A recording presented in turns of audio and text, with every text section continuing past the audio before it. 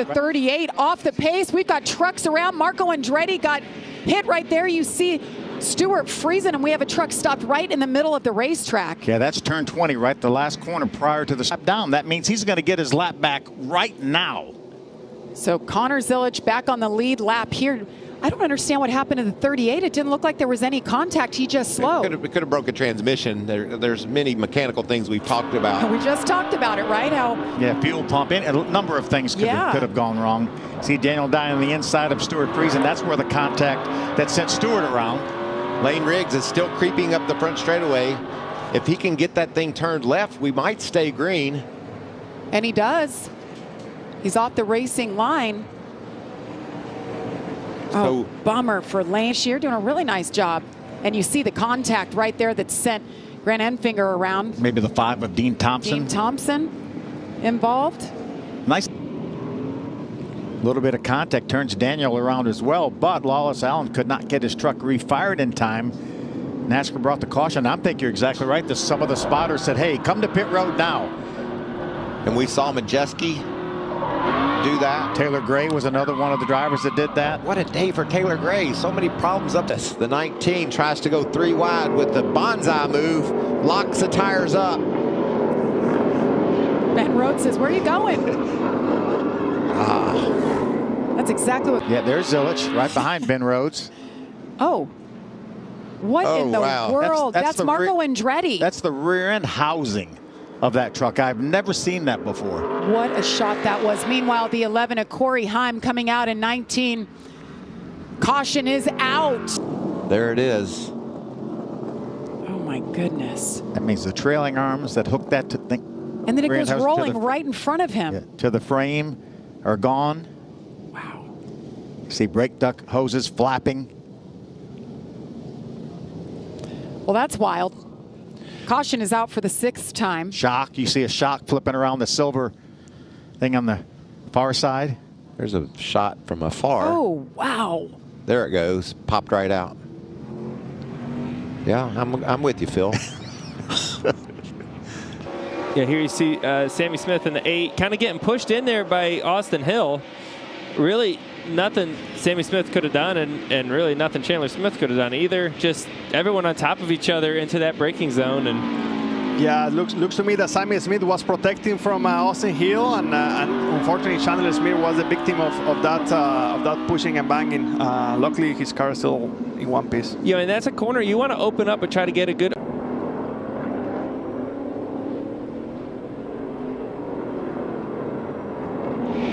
Oh no!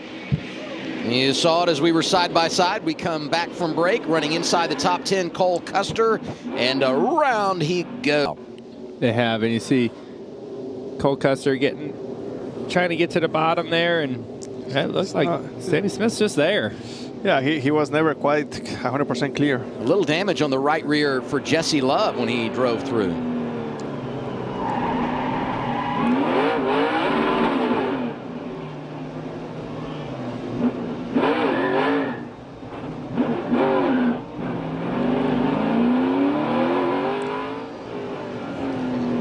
Here's the view from inside.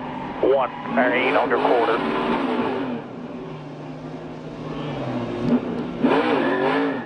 Off of turn 1, going down into turn 2. Yeah, there is a car there. And he's going to get a little doink in the door. Send it right around. Woo. You give and you take. There you go. You know what is the interesting thing is where the fluid comes from.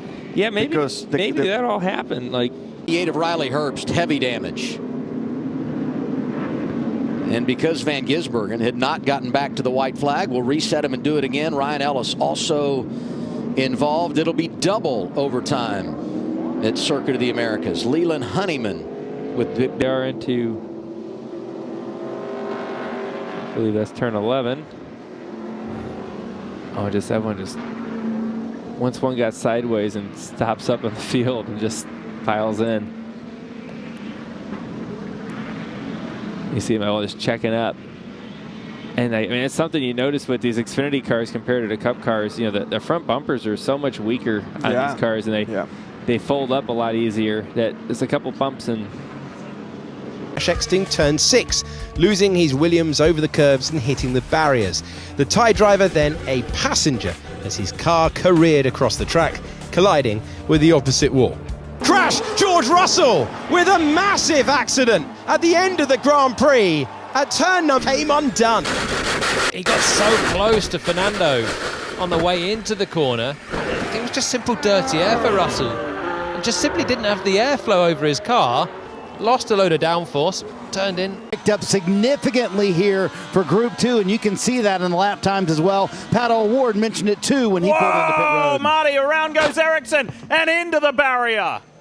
First red flag in the session will stop the clock, and if the clock restarts with less than 2 minutes to go, there will be one lap that people are allowed, but I don't think the tires are going to be worth anything at this point, Townsend, as we see the replay, just a massive oscillation over that bump. It's a good thing that Indycar placed those tires where they were.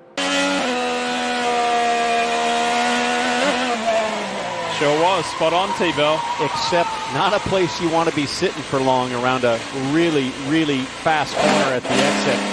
Sure, Pietro was anxious to dump the clutch and get out of harm's way there.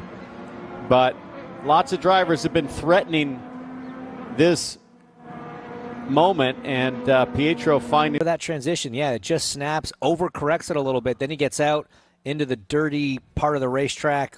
Lots of dust, lots of marbles. Oh, big sideways air before a nice square hit the back of the car. Let's listen.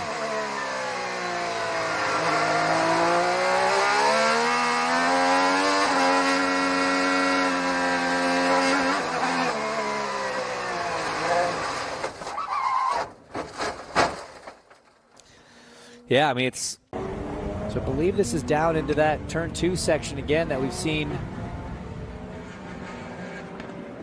Oh no, this is maybe turn 6.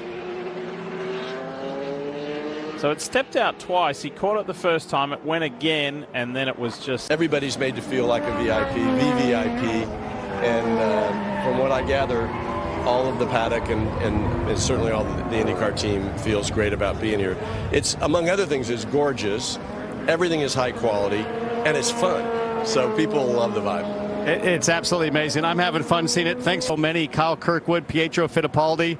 And leave it to the Grand Master here, Scotty Dixon, the 6-time champion, keeps his PNC Honda perfectly clean, never even leaves the track. That's a handy bit of driving.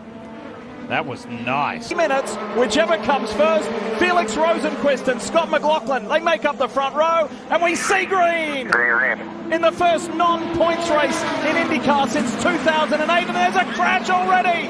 It's the Hulkos Hollinger Chevrolet, and they hit Rena.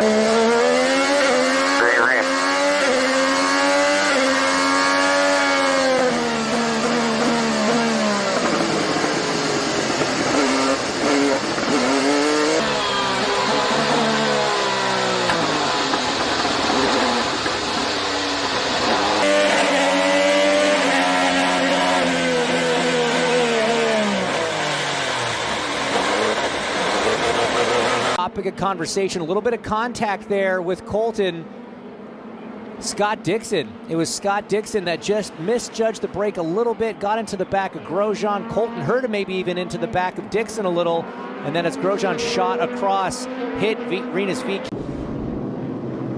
And here's the Harrison Burton spin. He cut across the nose of Josh Berry and ended up getting turned around.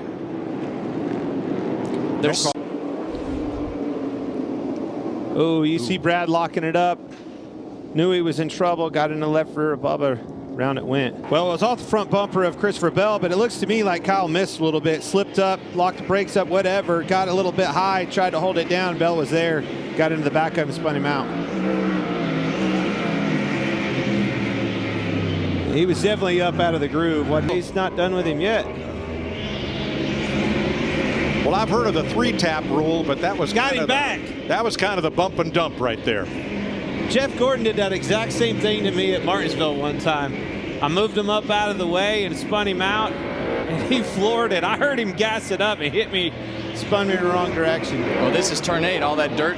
Yeah, it looked like Stenhouse was trying to knock him out of the. From Christopher Bell, everybody got together there. Okay. And then around goes the 47 and the 50 Stenhouse and Kobayashi. Locking up the brake there and spinning is Ryan Blaney. And moments ago, Christopher Bell to Kyle Busch. Not clear. Now, despite all... Oh, man. I think Josh Berry was done with whatever is happening before this moment. I think he felt like he dive bombed it in there. And Josh said, "No, that's not how we do it here, guys." Well, he did dive it on in there.